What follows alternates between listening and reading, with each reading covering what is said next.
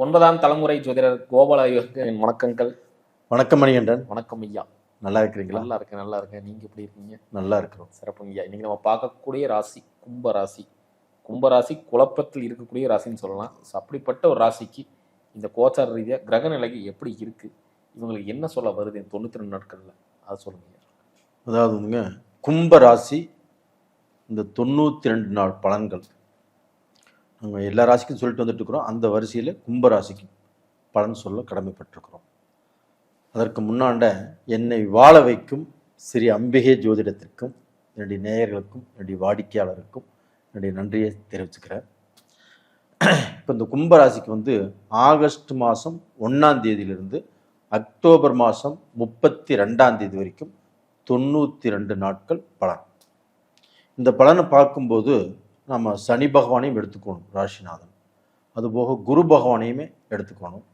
அதுபோக ராகு கேது இவங்க எப்படி இருக்கிறாங்க அப்படிங்கிறத நாம் பார்க்கணும்.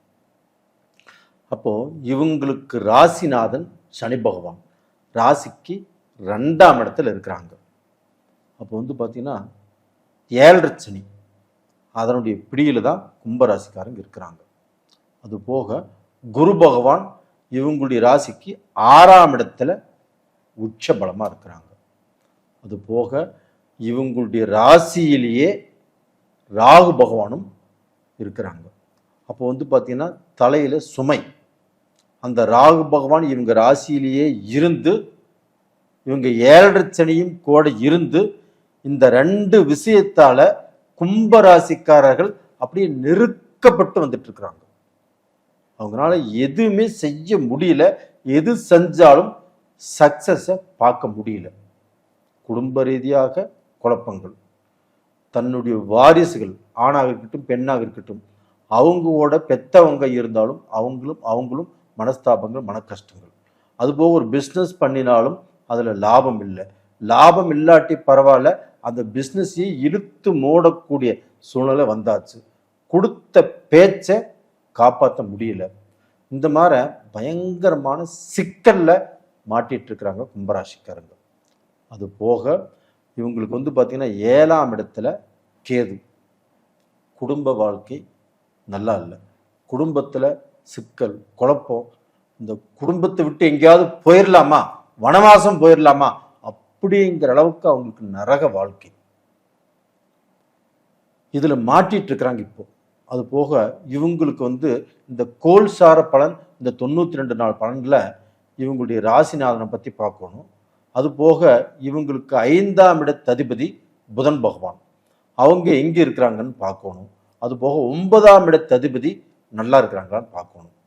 அப்போது இவங்களுக்கு 5ஆம் இடத்ததிபதி புதன் பகவான் இவங்க ராசிக்கு 8ஆம் இடத்துல ஆகஸ்ட் மாதம் 26ஆம் தேதி வர்றாங்க.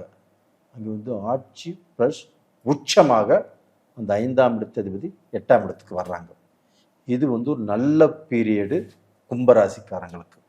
எப்படி சொல்கிறேன் அப்படின்னா, அந்த புதன் பகவான் 5ஆம் இடத்ததிபதிங்கிறது என்ன, அவங்களுடைய அறிவு, அவங்களுடைய திறமை, அந்த திறமைக்குண்டான வாய்ப்பு.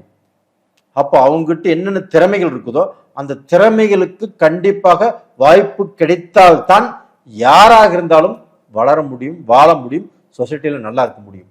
அந்த மாதிரியான டைம் இப்போ கும்பராசிக்காரங்களுக்கு வருது. சிறப்புங்கய்யா. இப்போ வந்து ராகு பகவான் வந்து கடந்த காலத்துல குருவின் பார்வையில இருந்தாரு. அப்போ வந்து ஒரு கண்ட்ரோலா இருந்த மாதிரி இருந்துச்சு. இப்போ வந்து குருவின் பார்வையும் கிடைக்கல.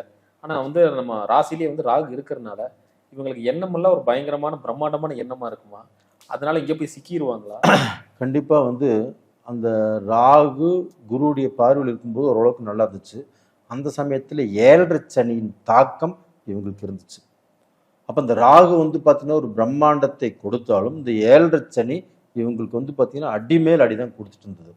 இப்போ குரு பார்வையும் இல்லை.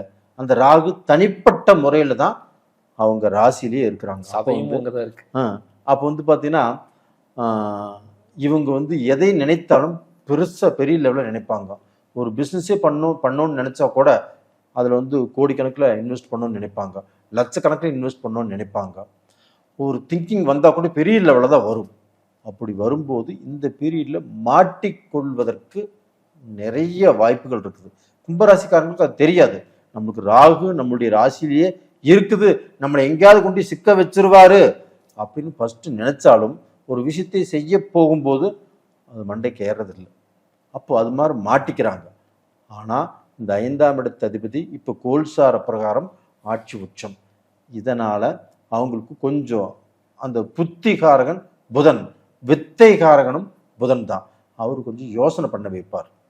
நீ போகக்கூடிய பாதை சரியில்லை, நீ போகக்கூடிய பாதை கரெக்டு, இந்த பாதையில் போ, நீ கண்டிப்பாக சக்ஸஸ் பண்ணிடுவே அப்படிங்கிற கைட்னஸை இப்போ கொடுப்பார். அது போக இவங்களுக்கு வந்து பார்த்தீங்கன்னா 9ஆம் இடத்து அதிபதி சுக்கிரன் செப்டம்பர் மாதம் 2ஆம் தேதி அவரும் ஆட்சியாக வர்றார். அப்போ இந்த 9ஆம் இடத்து அதிபதி பாக்யாதிபதி பாக்யஸ்தானத்தில் ஆட்சியாக வரும்போது கண்டிப்பாக கும்பராசிக்காரர்கள் ஒரு படி மேலே போவதற்கு வாய்ப்புகள் இருக்கிறது. 5ஆம் இடத்து அதிபதியும் ஆட்சி உச்சம் 8ல், 9ஆம் இடத்து அதிபதியும் ஆட்சி, அதே சமயத்தில் வந்து பார்த்தீங்கன்னா 10ஆம் இடத்து அதிபதியும் இவங்க நல்ல ஸ்தானத்தில் இருக்கிறாங்க. அது போக இவங்களுடைய ராசிநாதன் சனி பகவான், அவங்க 7.5 சனியில் இருந்தாலும் குரு பகவான் வந்து 6ஆம் இடத்துல இருந்து 9ஆம் பார்வையாக அந்த ராசிநாதனையும் பார்த்துடுறாருங்களா. கும்பராசிக்கு அதிபதியாருங்க சனி பகவான். அந்த சனி பகவான் மேனத்தில் இருக்கிறாங்க. அந்த மேனத்தில் இருக்கக்கூடிய ராசி பகவானை குரு பகவான் பார்க்கிறார். இது பத்தாதுங்களா, கும்பராசிக்காரங்களுக்கு இனிமேல் அழிவே இல்லை. 7.5 சனியின் தாக்கம் கண்டிப்பாக இவர்களை பாதிக்காது. அப்போ வந்து இந்த ராகு பகவானால் கெடுதல் வருமா அப்படின்னா இந்த ராகு பகவானாலையும் கெடுதல் வராது. அப்போ வந்து பார்த்தீங்கன்னா 5ஆம் இடத்து அதிபதி ஸ்ட்ராங்கா இருக்கிறாங்க, 9ஆம் இடத்து அதிபதியும் ஸ்ட்ராங்கா இருக்கிறாங்க, 10ஆம் இடத்து அதிபதியும் நல்லா இருக்கிறாங்க. அப்போ இந்த கிரகங்கள் எல்லாமே இவங்களுக்கு சாதகமாக இருக்கும்போது கண்டிப்பாக ராகு பகவானுடைய தாக்கம் இவங்களை பாதிக்காது. அப்போ வந்து பார்த்தீங்கன்னா ஒரு கெட்ட பாதையில் இவங்க போயிட்டு இருந்தாலும் சரி, ஒரு கெட்ட எண்ணங்கள் இவங்களுக்கு வந்திருந்தாலும் சரி, அந்த எண்ணத்தை எல்லாமே வெளியில் தூக்கி போட்டுட்டு இவங்க வந்து எது நல்லதோ அந்த வழியில் தான் போவாங்க. அப்போ இப்போ பிஸ்னஸ் பண்ணலாம், ஒரு வேலைக்கு போகலாம், வெளிநாடு போகலாம். வெளிநாட்டில் இருந்தாலும் இந்த பீரியடில் வெளிநாட்டில் இருக்கக்கூடிய எல்லாத்துக்கும் சொல்கிறேன் நான், கண்டிப்பாக நீங்கள் இதுக்கு முன்னாடி அனுபவிச்சது எல்லாமே உங்களுக்கு அனுபவமாக இருக்கட்டும். இதற்கு மேலே அந்த அனுபவத்தால் நீங்கள் வளர போகிறீங்க. அப்போ நீங்கள் நல்ல பொசிஷனுக்கு வரப்போகிறீங்க. நீங்கள் வந்து அங்கே போயிட்டு நாம் கஷ்டப்பட்டு ஏதாவது இங்கே ஒரு இந்தியாவில் ஒரு வீடு கட்டலாம், ஒரு இடம் வாங்கலாம் அப்படிங்கிற கற்பனையில் போயிருப்பீங்க. அந்த கற்பனைகள் எல்லாமே இப்போ வந்து பார்த்தீங்கன்னா நிஜமாகக்கூடிய காலகட்டம் வந்துட்டு இருக்குது. அதற்குண்டான வாய்ப்புகள் கும்பராசிக்காரங்களுக்கு ரொம்ப நல்லா இருக்குது. இப்போ 7.5 சனியுடைய தாக்கம் அவங்களுக்கு இல்லை. சிறப்புங்க. இப்போ கும்பராசியோட கலத்திரஸ்தானம் சொல்லக்கூடிய 7ஆம் பாவம் அது எப்படி இருக்கு? இப்போ அந்த இடத்துல சூரியன் வேற வராருன்னு நினைக்கிறேங்க ஐயா. அது என்னைக்கு வராரு? அதனால இவங்களுக்கு எந்த வித பலன்கள் இருக்குன்னு சொல்லுங்க. இப்போ வந்து ஆகஸ்ட் 17ஆம் தேதி சூரிய பகவான் இங்கே வரார். 7ஆம் இடத்துல 7ஆம் இடத்து அதிபதி ஆட்சி. அப்போ 7ஆம் இடத்துல 7ஆம் இடத்து அதிபதி ஆட்சி ஆகும்போது எப்பவுமே 7ஆம் இடத்துல சூரியன் இருந்தால் தோஷம். அதே வந்து ஆட்சியாக இருந்துச்சுன்னா தோஷத்தை செய்யாது. அப்போ வந்து பார்த்தீங்கன்னா இவங்களுக்கு அந்த கலஸ்திர ஸ்தானாதிபதி ஆட்சியாக இருக்கிறதுனாலையும் 2ஆம் இடத்தை குரு பார்த்ததுனாலையும் நல்ல குடும்பம் அமையும்.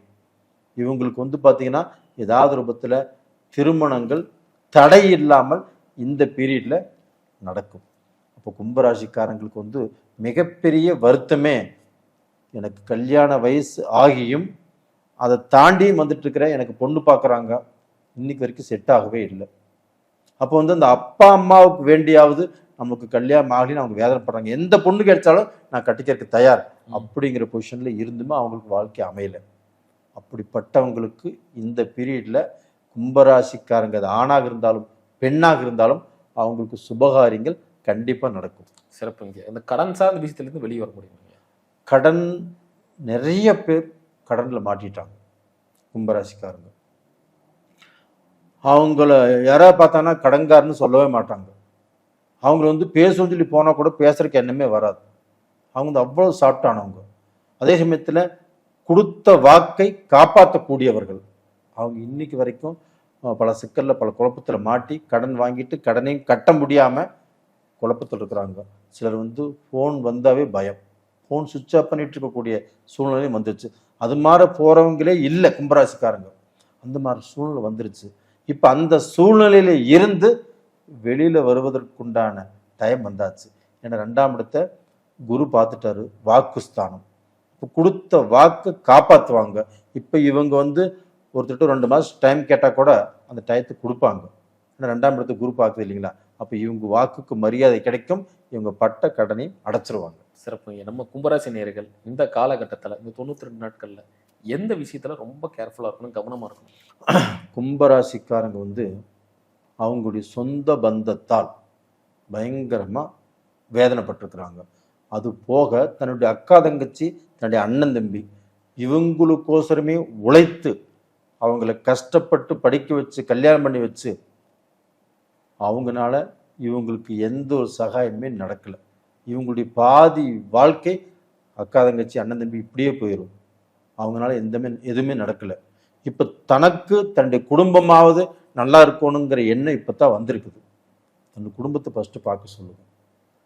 தன்னுடைய அக்கா தங்கச்சி தான் அண்ணன் தம்பி அவங்க இப்படியும் பொழைச்சிக்குவாங்க.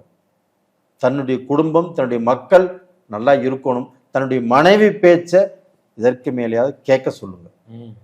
அப்படி கேட்டாங்கன்னா கண்டிப்பாக நல்லா இருப்பாங்க. சிறப்பு சிறப்பு. ரொம்ப அற்புதமாக சொன்னீங்க. மீண்டும் அடுத்த காலில் சந்திக்கலாம். ரொம்ப நன்றிங்க மணிகண்டன். நன்றிங்க.